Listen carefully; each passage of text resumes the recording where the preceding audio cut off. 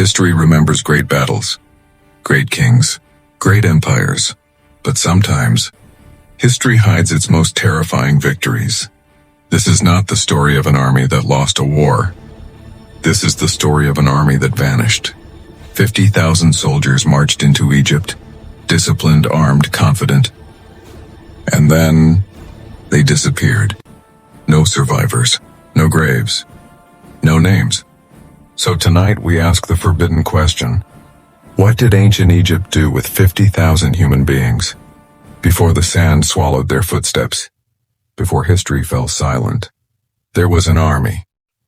50,000 men, not farmers, not travelers, soldiers.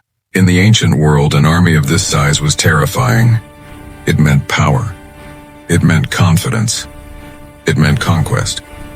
They marched with weapons of bronze and iron, with shields hardened by war, with banners raised high against the desert sky. To them, Egypt was just another kingdom, another prize, another land to be taken. Soft, ominous music rises. But Egypt was not just a land of pyramids and gods. Egypt was a machine that had been preparing for war for centuries. Ancient Egypt did not rely on chaos. It relied on knowledge. Every river bend was mapped. Every desert path was watched. Every well was controlled. This army did not know it yet. But the moment they crossed into Egyptian territory, they were already being studied. Egyptian scouts observed from a distance. Silent, invisible. No horns were blown. No warnings were given. Because Egypt did not announce war, Egypt waited. The soldiers moved deeper. Day after day. The sun burned hotter. The land grew quieter. No villages. No resistance. No battle. To the invaders, this silence felt like victory. But in reality, it was the beginning of their end. Ancient Egyptian warfare was psychological. They believed fear was more powerful than swords. Why fight a battle when the land itself could fight for you? This army carried water for days, enough to cross what they believed was empty desert. But Egypt knew something they did not. The desert was not empty. It was controlled. Wells were guarded. Some were destroyed. Others were poisoned or hidden. Maps the invaders trusted were outdated. Routes they believed were safe led nowhere. Still, the army marched on, because turning back would mean weakness. And in war, weakness is fatal. This was not a mistake. It was a trap measured in miles, planned in silence, executed without blood. By the time the first soldiers collapsed from exhaustion, Egyptian commanders already knew the outcome. They were not watching an invasion. They were watching a disappearance begin. The army thought the desert was empty, a barren expanse, nothing but sand and sun. But in ancient Egypt, the desert was a weapon, a silent, invisible weapon, and it was ready for them. As the soldiers marched, the sun rose higher. The air shimmered in heat. Their lips cracked, their armor burned their skin. Every step forward brought exhaustion. Every mile forward brought them closer to a trap they couldn't see. Egyptian scouts moved like shadows along the ridges, watching, recording, waiting. They knew the army's water supplies. They knew where the soldiers expected to find wells. Some wells were destroyed, others were poisoned. Some were hidden in places no map could reveal. The army began to falter. Soldiers dropped to their knees. Thirst burned their throats. The desert swallowed their cries. And still, the Egyptian lines remained invisible. No enemy to fight, no army to face, only the endless sand. In the heat of the day, confusion spread. Soldiers questioned their commanders. Where is the oasis? Where is the water? But the answers were gone with the wind. The desert was playing them. Shifting dunes, mirages, relentless sun. Every decision became fatal. At night, the temperatures dropped sharply. Sand became ice cold beneath their feet. Sleep became impossible, fear became tangible, and the Egyptians watched from hidden vantage points. Knowing no weapons were needed, the land itself would defeat them. Slowly, soldiers began to collapse. Some tried to crawl, some screamed for water that never came. Their formation broke, their morale shattered. By the end of the second day, thousands were down, and still, the Egyptians did not strike. Because a battle fought with swords leaves survivors, a battle fought with the desert leaves none. Commanders realized too late that Egypt's strength was not in its army alone. It was in the mastery of the land, in patience, in invisibility. The invaders' every step had been predicted, every supply line accounted for. By the third day, the army had no choice but to stumble forward into even harsher territory. Some tried to escape, some turned back. But Egypt had controlled every route. The desert gave no mercy. The sand claimed the weak. The wind erased their footprints. This was psychological warfare, elevated to perfection. The soldiers were not defeated by the Egyptians. They were defeated by a combination of heat, thirst, exhaustion, and fear. By the time the first 1,000 died, the rest were broken, and the Egyptians watched silently. The desert weapon was invisible yet unstoppable. It required no bloodshed. It required no armies. Only control, patience, and a deep understanding of the land. As night fell on the fourth day, the invaders were a shadow of the force that had marched in. Bodies littered the sand. Thirst, sunstroke, exhaustion. The desert had done its work. The army's confidence had turned into desperation, their discipline into chaos, their numbers into vulnerability. By the fifth day, the Egyptian commanders made a decision. The army had been weakened enough. The desert had done what no sword could, and now, the next stage of their plan would begin. The first act of annihilation by the desert had succeeded, and the army was ready to be captured, or erased completely. By the fifth day, the desert had done its work. The once mighty army of 50,000 was a shadow of itself, exhausted, broken, desperate. And then the Egyptians struck, not with swords, not with arrows, but with chains. Soldiers who had survived the desert were captured silently. They were no longer enemies to be fought. They were tools to be used, shackled, bound, herded like cattle. Their armor and weapons were taken. Their names were noted, only to vanish later. Pause, sound of distant wind and faint chains. The captives were marched toward hidden work camps. Quarries where limestone blocks towered above them, mines where the earth itself resisted extraction. Egypt did not need to kill them all at once. Slow labor would destroy their strength, their will, their lives. The first morning in captivity brought horror. Soldiers were branded and marked. Those who resisted disappeared quietly. No bodies, no witnesses. The Egyptians understood fear better than any general. Fear of the desert, fear of starvation, fear of slavery, all combined to make the army bend to Egyptian control.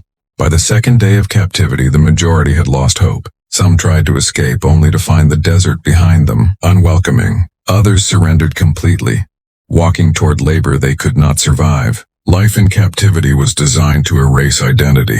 Uniformity of labor, uniformity of suffering. Every soldier became part of Egypt's great construction projects, transporting stones, digging canals, mining gold in Nubia. It was slow, painful, relentless, and the death toll rose steadily, not in battle but in existence itself. By the third week, only a fraction of the original 50,000 remained, and even they were shadows, hollow eyes staring at stone walls, sun and dust. Egyptians watched, calculating.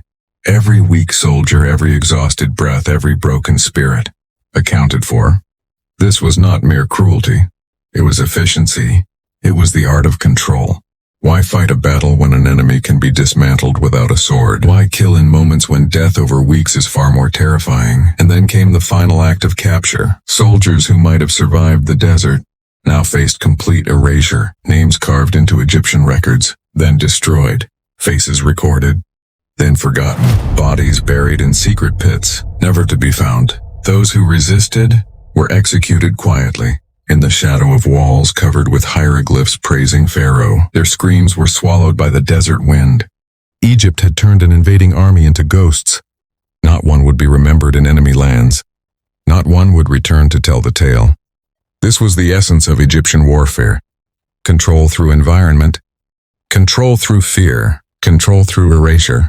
An army could be defeated without a single open battle. Their bodies could vanish. Their names could vanish. And yet the victory would be complete. By the time the survivors reached the labor camps, their spirit had already been broken. Their identity was stripped. They existed only as tools of Egypt's will. This was capture without mercy, not a battlefield, not a fight, but the complete dismantling of human existence by patience, precision, and the power of the land. And for those 50,000 soldiers, the desert was only the beginning. By now, the army was no longer an army. It was a collection of shadows. Men who had walked into Egypt confident, and now stumbled under the weight of exhaustion, chains, and fear. But Egypt's work was not yet done. To truly conquer an enemy, one does not only defeat their body, one defeats their memory. The Egyptians believed in a terrifying truth. If a name is erased, the soul is destroyed, and so scribes took chisels to stone, carving the victories of Pharaoh, yes, but erasing every trace of the enemy. Names of captured soldiers were wiped away. Enemy victories rewritten as if they never existed. Walls of temples and monuments became tombs of forgotten souls. Bodies were buried in secret pits, unmarked, unrecorded, invisible to history. Some were executed quietly. Some were sent to labor camps where survival was impossible. All disappeared, physically and in memory. The psychology of this erasure was deliberate. To erase a name is to erase a legacy. To erase a legacy is to erase hope. And to erase hope is to make an army vanish without a trace. The Egyptians knew that battles could be forgotten. But erasing memory ensured that fear would endure. Imagine 50,000 men, who once marched with pride, now rendered invisible by history itself. No monuments, no songs, no stories. Not even in enemy lands would they be remembered. This was the ultimate weapon of Egypt. Not fire, not iron, not bronze, but silence. And the desert, the chains, the labor, were all part of it. By the time this campaign ended, the army that had dared to challenge Egypt had ceased to exist, in every sense that mattered. And yet, the Pharaoh's scribes recorded it all, not as a warning but as proof of divine power. Enemies did not merely die, they were erased. And with that erasure, Pharaoh's divinity became unquestionable. The last surviving captives, if they survived at all, were broken in spirit and memory. They existed only as labor, only as ghosts in the service of Egypt. 50,000 souls vanished from the pages of history, not by chance, but by deliberate, calculated design. This is the terrifying truth about ancient Egyptian warfare. Victory is not measured in bodies. It is measured in control, in erasure, in silence. And as the sun set over the endless desert, history itself bowed to Pharaoh. Enemies were not just defeated, they were made to never exist. This is the story of the army that disappeared forever. 50,000 soldiers entered Egypt, brave, confident, disciplined, and not one returned. They were not defeated in open battle. They were broken by the desert, broken by chains, broken by forced labor, and ultimately, broken by history itself. The Egyptians did not simply kill their enemies. They erased them, physically, spiritually, from memory. This is the darkest lesson of ancient warfare. True power does not lie in weapons. True power lies in control. Control of land, control of life, control of history. Imagine 50,000 lives. Men who once marched with purpose, now shadows fading into sand and silence. No graves, no stories, no one left to remember them. And yet, the Pharaoh's victory was absolute. Not in the battlefield's blood, not in monuments of stone, but in the certainty that his enemies would be forgotten forever. History often tells stories of triumph, but what it rarely shows is the meticulous erasure of those who opposed it. This army vanished not because they were weak, but because they were underestimating a power far greater than their swords. The combined mastery of land, mind, and memory. The desert weapon had claimed its toll. The chains had finished their work, and scribes had erased every trace of existence. The army ceased to be in every sense that mattered. and Pharaoh's will reigned unchallenged. And so, we are left with a question.